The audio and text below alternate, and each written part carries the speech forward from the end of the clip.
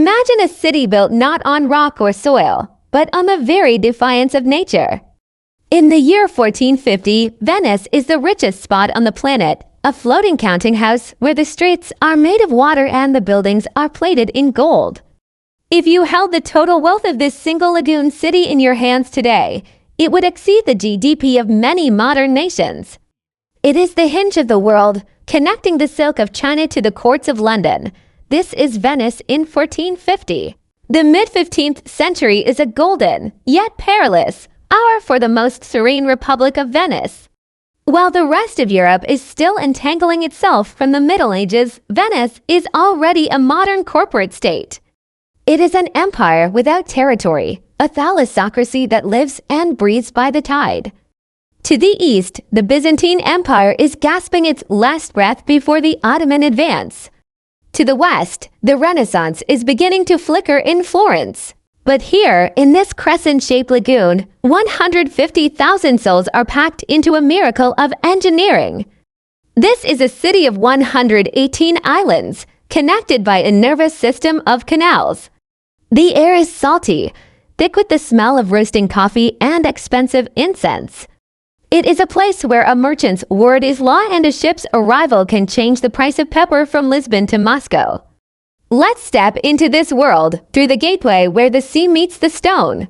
You enter Venice through the Porta di Lido, the mouth of the lagoon.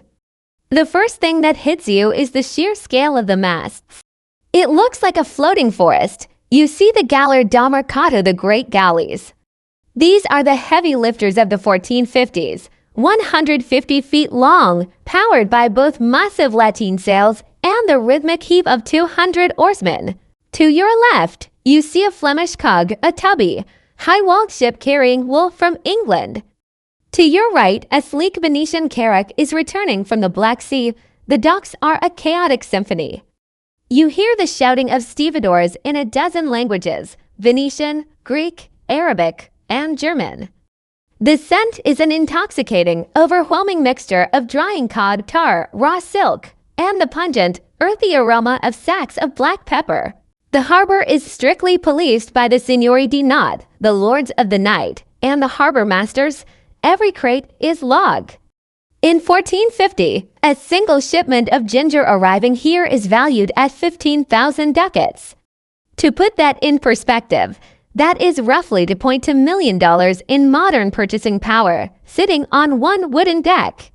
The docks are controlled by the state. The Republic owns the ships and auctions their voyages to the highest-bidding merchants. You notice a massive, walled complex nearby with smoke billowing from its chimneys. This is the Arsenal. It is the beating heart of Venetian power. Within these walls, 16,000 workers use a literal assembly line centuries before Henry IV to build a fully armed galley in a single day. If you are a foreign spy caught sketching these walls, the penalty is death. The Arsenal is why Venice owns the sea, but if the Arsenal is the heart, the Rialto is the brain.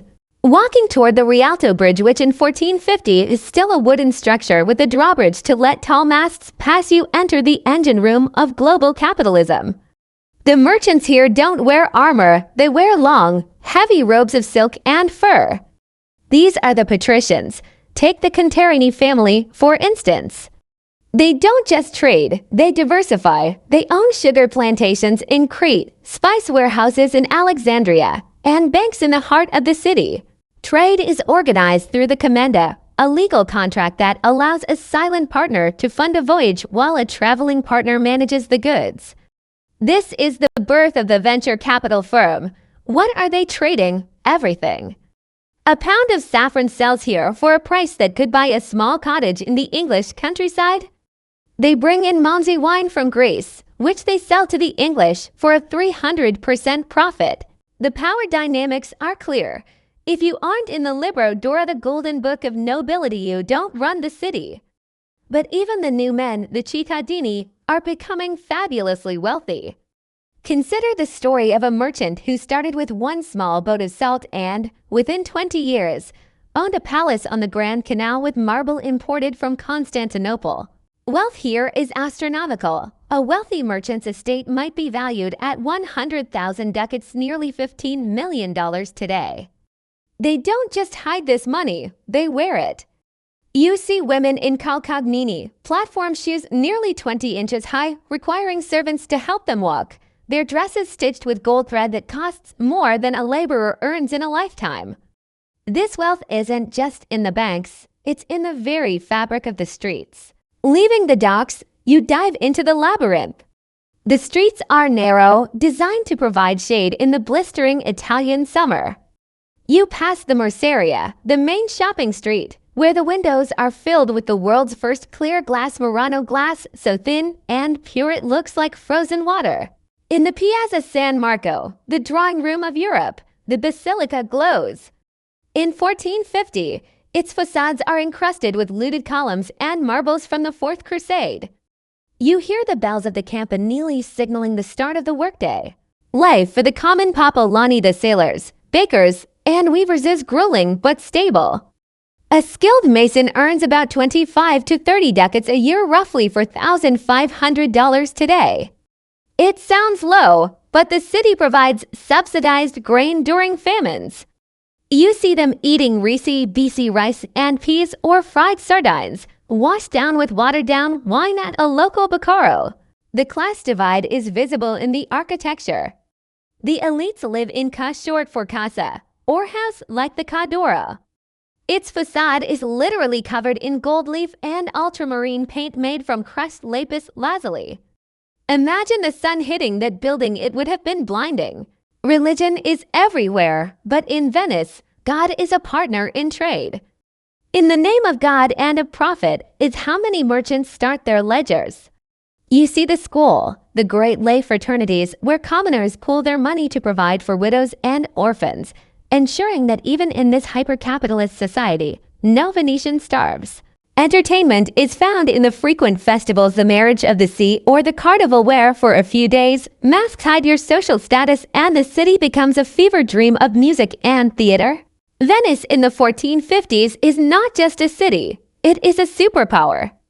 It is governed by the Doge, currently Francesco Foscari, but he is no king. He is a figurehead for the Great Council, a body of nearly 2,000 nobles. The real power lies with the Council of 10, the Secret Service of the Republic. They have Bocche di Leone, lions' mouths carved into stone walls where citizens can drop anonymous tips about traders. The military might of Venice is its navy of 3,300 ships. In 1450, Venice is locked in a cold war with the rising Ottoman Empire and a hot war with the Duchy of Milan. They are expanding onto the terra firma, the Italian mainland, seizing cities like Verona and Padua to ensure a steady food supply. Diplomatically, Venice is unmatched. They have the first permanent embassies in history. While other nations fight with knights, Venice fights with gold and information. They are the middlemen of the Mediterranean. If the Pope wants to fund a crusade, he needs Venetian ships. If the Sultan wants to sell his silk, he needs Venetian merchants. Their influence is cultural, too. The Venetian school of painting is beginning to emerge, emphasizing color and light over the rigid lines of Florence. They are the innovators of the map-making world. The Fra Mauro map, completed in the late 1450s, is the most accurate map of the world ever created up to that point. This city is the center of the world's information network. If something happens in Cairo or London, the Doge knows within 2 weeks. But no empire sails on a calm sea forever. The 1450s were the peak, but the horizon was already changing. In 1453, the fall of Constantinople to the Turks began a long, slow squeeze on Venetian trade routes. Later, when Vasco da Gama finds a sea route to India around Africa, the Venetian monopoly on spices will finally shatter. By the 18th century, the great galleys were gone, replaced by the parties of the Grand Tour. Today, Venice is a museum, a beautiful ghost of its former self, struggling against the very rising tides it once mastered. Yet, the legacy of 1450s Venice is all around us. It's in our banking systems, our maritime laws, and our very concept of a global marketplace. Venice taught the world that a small group of people, armed with nothing but courage and a ledger, could build an empire on nothing but water and ambition. As the sun sets over the Grand Canal today, the shadows of the great galleys still seem to flicker against the ancient stones.